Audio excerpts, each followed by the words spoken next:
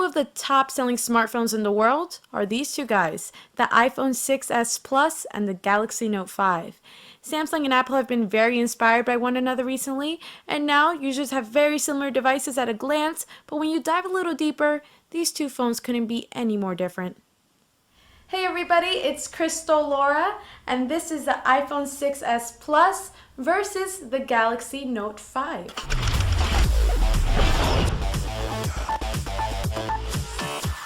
Okay, so first, let's get through the design specs. The iPhone 6s Plus offers a 5.5-inch screen, while the Note 5 offers a bigger 5.7-inch screen, yet the Note 5 is a little smaller. It's shorter by 5mm and less wide by almost 2mm. Now, the reason for this is all thanks to the rather large bezels on the top, bottom, and even sides of the iPhone 6s Plus. The phone has a rather large footprint for a device with a 5.5-inch screen, but there is some sense into it because Apple believes in a symmetrical design in terms of size. So no matter which way you hold the phone, the top bezels will match the bottom bezels with that circular home button right in the middle. However, most people seem to prefer a smaller size device rather than that symmetrical design, so we'll lean a little more towards the Note 5 when it comes to one-handed use. Although let's face it, both of these phones are huge, and you're going to struggle to use either one-handed. What it really comes down to is feel in the hand and the backing of the phones. The back of the 6s Plus is made from a nice and smooth aluminum, while the back of the Note 5 is made entirely out of glass. Both look very beautiful in their own ways, and it's really down to individual preference as to what looks better. But both materials no doubt have some pros and cons. First off, both phones are very slippery. It's really hard to say which is more slippery than the other. Your fingers may seem to ever so slightly stick a little better to the glass of the Note 5, but the difference between the two are very small. The Note 5 is a little thicker than the iPhone 6s Plus at 7.6mm. However, the 6s Plus is a little heavier at 192 grams over the Note 5's 171 grams. And overall, this mixed with the larger length and width of the 6s Plus makes the Note 5 feel a little more secure in your hand. And although the 6s Plus's backing doesn't help make the phone any less slippery, it stays a lot more clean and nicer looking throughout the day over the Note 5's fingerprint magnet glass backing. Also, with the Note 5 still being a big slippery phone, it gives users one more side of their phone to worry about cracking. The Note 5 has a little LED indicator at the top to let you know when you have a notification, which is very helpful for knowing if you're all caught up, even if you're across the room from your phone. The 6s does not, so you'll find yourself clicking that home button every once in a while to make sure you didn't miss anything. When you take a look at the sides of these phones, then you really start to see some similarities. Really tactile volume buttons on the left sides, with the power buttons being on the right, although the power button on the iPhone seems to be quite high, and this makes your fingers stretch a little bit extra. But you do get a very nice volume/vibrate slider here on the 6s Plus, which is very helpful. The headphone jacks are both on the bottom left with your charging ports in the middle. And the Note 5 has a micro USB port, while the 6s Plus has Apple's Lightning cable port. Now that Lightning cable is reversible, which makes things easier for us, but it does take longer to fully charge the 6s Plus at around 2.5 hours. Or you can use the iPad charger to cut that down by around an hour. But the Note 5 is capable of fast charging, which can charge the phone from 0 to 50% in about 30 minutes, or 0 to 100 in a little over an hour and 15 minutes. Wireless and fast wireless charging are also available with the Note 5, which is a very nice addition. And as for the speakers, they're both located on the bottom right, which isn't the best place for them, but it isn't the worst either. And overall, they both get very loud. The iPhone 6s Plus speakers seem a bit more clear, whereas the Note 5s tend to compress a little bit too much, but that does help certain sounds cut through a bit more. And again, it's up to preference, but I do like the crisper sound found on the 6s Plus. Like I said before, you do get a bigger screen size on the Note 5 at 5.7 inches over the iPhone 6s Plus's 5.5 inches. Both of these screens are very beautiful to look at, although they are made with different technologies. The iPhone 6s Plus's screen is more of a standard LCD panel, while the Note 5 packs an AMOLED panel. So where the 6s Plus has a white backlight underneath its display to light it up, the Note 5's AMOLED panel relies on individual pixels choosing when to light up and what their specific brightness should be. So the Note 5 has much deeper blacks over the 6s Plus's screen, and it doesn't even light up portions of the screen that are true black. However, AMOLED screens aren't without their faults. Whites seem a little pinkish compared to the 6s's screens. And while AMOLED screens are known for not getting too bright, the Note 5 actually proves otherwise. Both phones seem to get equally as bright. However, the Note 5 packs in more pixels per inch with its Quad HD display over the 6s Plus's Full HD display. Both panels are very sharp, but everything, including colors, seemed to pop a bit more with the AMOLED display of the Note 5, giving it a slight edge over the 6S Plus. Both phones offer very similar hardware features for the most part. We have fingerprint scanners located on both home buttons. However, the iPhone 6s Plus's scanner is light years ahead of the Note 5's. But that's not saying the Note 5 scanner is bad. I think it's actually better. Wait, did I just contradict myself? I guess not really. Here's the deal, my friends. The iPhone 6s's fingerprint scanner is insanely fast, much faster than the Note 5's, but it may be too fast. If you have the scanner enabled, say goodbye to your lock screen. With one tap of the home button, no matter how fast, your phone will unlock. Now that's pretty impressive and it works almost every time, but that makes viewing your lock screen only possible by hitting the power button that's high up on the right side. The Note 5 fingerprint scanner isn't as fast as the 6S's, but that makes viewing your lock screen easier, so that's good. But really, the iPhone 6s Plus has a better fingerprint scanner, but it can cause some problems. Both phones do have NFC, but the iPhone's is locked to Apple Pay only. Now on the Note 5, you have the freedom to use NFC with whatever you want. And Samsung has its own payment system too, Samsung Pay. And it's accepted at more places than Apple Pay. It works by sending a signal to the card reader to make it think that a card has swiped. Overall, I think you're going to feel more confident when purchasing something with your Note 5 rather than the 6S. Now each phone does have their own huge trick up their sleeve. For the Note 5 is the S Pen, which has tons of added features to it this year. You can quickly take notes by pulling the pen out and saving it once you put the pen back in its slot, crop areas of screenshots and add doodles for easy sharing. You can create long screenshots as well by continuously capturing long passages to stitch them together. The Note 5 makes dropping down ideas and sharing ideas effortless, and it can be a lot of fun. As for the iPhone 6s, we have a new technology that hasn't been found in a phone until this year. 3D touch.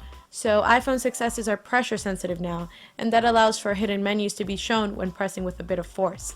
This helps keep menus and home screens looking clean while having a lot of function. Peek and pop is also a nice feature that comes along with 3D touch, where previewing an image is as easy as pressing a little harder on the screen. And when you want to jump from preview to full image, just press even harder and you'll pop right in. This works for emails and such, as well as animating photos and even game controls. 3D touch could really be something that turns into a game changer for the industry. But for right now, I would say if you're somebody who will regularly use the S Pen, then yeah, the Note 5 has a greater unique feature. But not everybody who owns a Note 5 will use the S Pen, whereas everybody who uses an iPhone 6s will most likely incorporate 3D touch into their normal habits. Now on paper, the Note 5 seems to have a lot more potential over the iPhone 6s Plus. We have different types of processors, the dual-core Apple A9 versus a quad-core Exynos 7420. The Note 5 has double the RAM at 4 gigs and a bigger battery by 250 mAh, but really both phones seem to perform just as well as one another, even with the iPhone having less capability on paper. The iPhone 6s Plus never stuttered or slowed down, no matter what we threw at it. Games ran very well without any pauses and barely any stutters. And really, lots of the time, the iPhone 6s Plus loaded a game like Asphalt 8 a couple seconds faster than the Note 5. The iPhone's hardware is perfectly optimized for iOS, which makes for great performance. Now, while the Galaxy S6 wasn't so much perfectly optimized, with its 3 gigs of RAM causing some issues, Samsung didn't play around this time and made up for it with an extra gig found here on the Note 5. And now we have a very competitive experience when it comes to performance. Apps open immediately, and dipping in and out of recent apps works without any hesitation. With its faster animations, really make the phone feel extra snappy, and games load very fast, but like I said before, most instances a little slower than the iPhone 6s Plus. But once you're in the game, everything is very smooth with high frame rates. Overall, you're going to have a wonderful experience getting work done on either one of these devices. Even with the iPhone's smaller battery, it lasts a long time, and in most cases, longer than the Note 5's 3000 mAh battery. At the end of the day, both phones were usually still alive, with the 6s Plus having at least 10 to 15% more battery. But you can expect great battery life on either device. And although the iPhone 6s Plus can last you longer, with wireless charging and fast charging on the Note 5, I'd say this is a draw. Now we could talk for days about all these other things, and this is what can make switching from phone to phone so hard. The iPhone 6s Plus runs iOS 9, while the Note 5 runs Android Lollipop 5.1.1 out of the box. Both operating systems master different things. The iPhone is purposely simple, but maybe a little too limited for some users. The home screen is still a grid of icons that can only be rearranged and put into folders. And even then, you're not allowed to put any free spaces between these icons, which is a little silly given how hard it is to reach the top of the screen with one hand. However, on Android, you are free to place these icons wherever you would like, most likely at the bottom for easy reaching. We also have widgets which are accessible on both, although on iOS they are stuck to the notification pull down, while on Android they can be moved around the home screen and resize. And after years of waiting, iPhone users can finally download third-party keyboards, although in iOS 9 they are still very buggy and almost unusable. And of course, third-party keyboards and other third-party downloads like different launchers and icon packs are available for tinkering within Android. In the end, you have the choice to change your phone the way you want it, whether for the better or for the worse. The choice and freedom is there, which may make users lean more towards the Note 5. Both the Note 5 and 6S Plus take some gorgeous photos. The Note 5 has a 16 megapixel camera, while the 6S Plus has 12. Optical image stabilization are found in both, along with 4K video and slow-mo. Both camera apps are designed to be very simple and allow for pointing and shooting a nice photo with no extra hassle. There is more settings found in the Note 5, however, like full manual mode. And you can easily launch the camera app on the Note 5 in just seconds by double tapping the home button, which we love. On the iPhone, you have a shortcut too, but like I said before, thanks to that very fast fingerprint scanner, well, you're gonna be forced to use the power button. The majority of the time, it's gonna be hard to pick a winner between these two. Both offer very sharp details and nice colors. But the overall theme here is more realistic colors and less sharpening found on the 6S Plus, and more saturated colors with more sharpening found on the Note 5. Does that mean the 6S Plus is better? Well, not really. Again, it's sort of up to preference. Naturally, when looking at a Note 5 photo with that extra pop in colors, you would prefer it over the more toned down 6S Plus picture, especially when showing somebody that picture on that nice AMOLED display. With the lower aperture found on the Note 5, you get some better looking close-up shots with some nice depth of field. And this also helps in low light as well. I always love phones that can shoot in a 16:9 aspect ratio with their full sensor, like the Note 5, while the iPhone 6S Plus shoots at a 4:3 aspect ratio with its full sensor. Also, with this higher megapixel count, when zooming in, you get some extra detail, although it's very minimal. The selfie camera, without a doubt, is better on the Note 5. Mostly due to its wide-angle lens. You can fit so many things into the frame, and really, it's hard to understand why the iPhone hasn't adopted this wide-angle selfie lens yet. The Note 5's front-facing camera does tend to smoothen the skin too much, even with the beauty mode off, which can be annoying. Since these cameras are really so neck and neck, it's hard to lean towards just one, but due to my personal preference towards saturated photos and that wide-angle selfie cam, I would go with the Note 5's camera. I know I've said this a lot, but it's hard to pick between these two devices because most of their differences comes down to personal preference. Just over a year ago, the Note 4 had some huge advantages over the iPhone 6 Plus with its expandable storage and removable battery, but the iPhone 6 Plus also has some huge advantages as well, like a superior camera and smooth software experience.